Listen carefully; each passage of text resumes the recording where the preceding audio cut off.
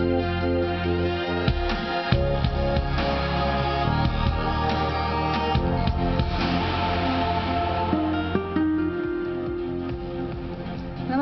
India 24/7 पर वक्त हो गया है खबर धुआंधार का और मैं हूं आपके साथ हिना शर्मा और मैं हूं भारती। तो चलिए इस बुलेटिन में आपको रफ्तार के साथ देश और दुनिया की तमाम बड़ी खबरें बताएंगे, लेकिन पहले नजर डालते हैं सुर्खियों पर।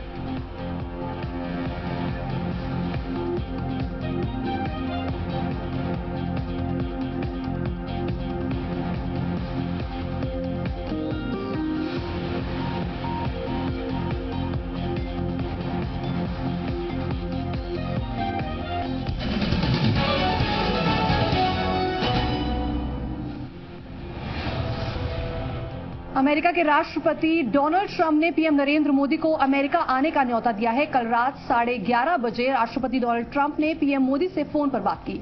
ट्रंप और मोदी ने भारत और अमेरिका के बीच आर्थिक और रक्षा सहयोग बढ़ाने की बातचीत की।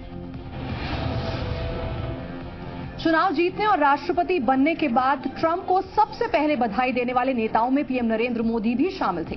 ट्रंप को अमेरिका में भारतीय मूल के लोगों का समर्थन भी मिला। अपने चुनाव कैंपेन के दौरान ट्रंप ने मोदी सरकार के प्रशासनिक और आर्थिक सुधारों की तारीफ भी करी। उम्मीद है कि इससे $7500 करोड़ का इन्वेस्टमेंट भारत में हो सकता है। भारत और यूएई के बीच जो समझौते होने हैं उसमें उम्मीद है कि डिफेंस और security, civil nuclear sector, IT service, 5 और 6 हाईवे प्रोजेक्ट भी शामिल हैं। उत्तर प्रदेश विधानसभा चुनाव से ठीक पहले बीजेपी ने एक बार फिर राम मंदिर के मुद्दे को हवा दी है। यूपी बीजेपी अध्यक्ष केशव मौर्य ने कहा है कि अगर यूपी में बीजेपी की सरकार बनती है तो अयोध्या में भव्य राम मंदिर का निर्माण होगा। समाजवादी पार्टी में कौमी एकता दल के विलय की नाकाम कोशिश के बाद यूपी के बाहुबली नेता मुख्तार अंसारी अब बीएसपी में शामिल हो सकते हैं। सूत्रों के मुताबिक मुख्तार के साथ उनके दोनों भाई अफजल अंसारी, सिकबतुल्ला अंसारी और बेटे अब्बास अंसारी भी बीएसपी में शामिल होंगे। दरअसल बिहार के मुख्यमंत्री नीतीश कुमार पिछले काफी वक्त से यूपी में सक्रिय नजर आ रहे हैं। उन्होंने शराब बंदी को लेकर यूपी में कई रैलियां भी की थी।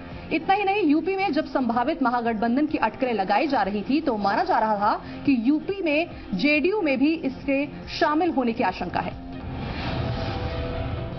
हरीश रावत दोपहर 11:15 बजे से 12:30 बजे तक रोड शो करेंगे। इसके बाद 1 बजे से 2 बजे के बीच वह पर्चा दाखिल करेंगे और उसके बाद सीएम हरीश रावत पर्चा दाखिल करने के बाद दोपहर 3 बजे खटीमा में एक जनसभा को संबोधित करेंगे। प्रदर्शनकारियों ने आरोप लगाया था कि बीजेपी ने टिकट बंटवारे में दल बदलू नेताओं को तरजीह दी है और पार्टी ने पुराने कार्यकर्ताओं को नकार दिया। हालांकि बीजेपी के जिला अध्यक्ष का दावा है कि पार्टी जिला की सभी सीटों पर जीत दर्ज करेगी। बीजेपी के पूर्व जिला अध्यक्ष दयाशंकर मिश्र, सुशील सिंह और यशवंत सिंह के अलावा पूर्व प्रत्याशी गिलिन चौधरी जैसे नेताओं ने सांसद पर कार्यकर्ताओं की उपेक्षा का आरोप लगाया है। टिकट के दावेदारों का कहना है कि जमीनी कार्यकर्ताओं की जगह दल बदलुओं को टिकट दिया गया। अखिलेश ने कहा है कि समाजवादी सरकार ने सभी वादे पूरे किए हैं। किसानों को समाजवादी सरकार ने सबसे ज्यादा मुआवजा दिया है। उन्होंने कहा कि मोबाइल के जरिए आम लोगों को सरकार से जोड़ेंगे। कांग्रेस के साथ चुनावी गठबंधन के बाद अखिलेश यादव की ये पहली चुनावी रैली है। इस चुनाव में समाजवादी पार्टी 298 सीटें और कांग्रेस 105 सीटों पर चुनाव लड़ेगी। इससे पहले सुप्रीम कोर्ट ने अपने फैसले में साफ किया था कि धर्म, जाति और भाषा के नाम पर वोट मांगना गैर कानूनी है। सुप्रीम कोर्ट ने कहा था कि अगर कोई उम्मीदवार ऐसा करता है तो ये जनप्रतिनिधित्व कानून के तहत भ्रष्ट आचार माना जाएगा।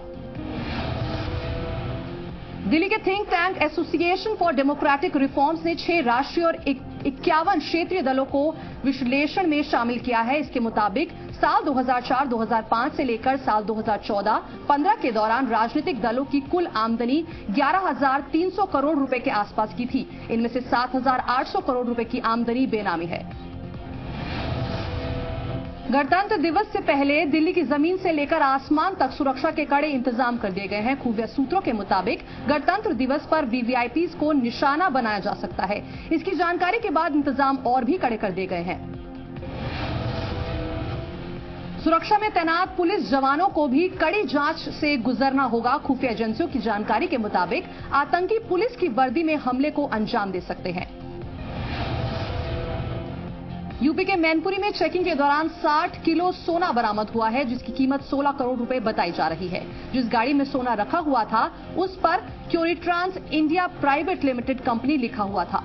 चेकिंग में एक डब्बे में सोने की छड़ें भी मिली हैं। इनकी संख्या 60 बताई जा रही है। दिल्ली के उप मुख्यमंत्री मनीष सिसोदिया को मयूर विहार में कांग्रेस कार्यकर्ताओं ने काला झंडा दिखाया। उनकी मांग है कि जब तक सिसोदिया पर सीबीआई जांच चल रही है तब तक वो अपने पद से इस्तीफा दे।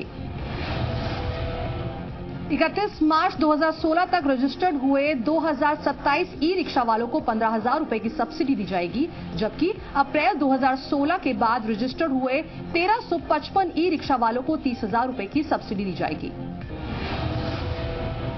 क्रेडिट और डेबिट कार्ड पर लगने वाले एमडीआर चार्ज खत्म हो सकता है। कैशलेस इकोनॉमी पर सुझाव देने के लिए बनाई गई मुख्यमंत्रियों की कमेटी ने छोटे ट्रांजैक्शन के लिए एमडीआर पूरी तरह से खत्म करने की सिफारिश की है। इसके साथ ही पैनल ने बड़े ट्रांजैक्शन के लिए एमडीआर चार्ज घटाने की भी सिफारिश की है। 5 राज्यों के विधानसभा चुनाव से पहले सरकार ने किसानों को एक बड़ा तोहफा दिया है। सरकार ने किसानों को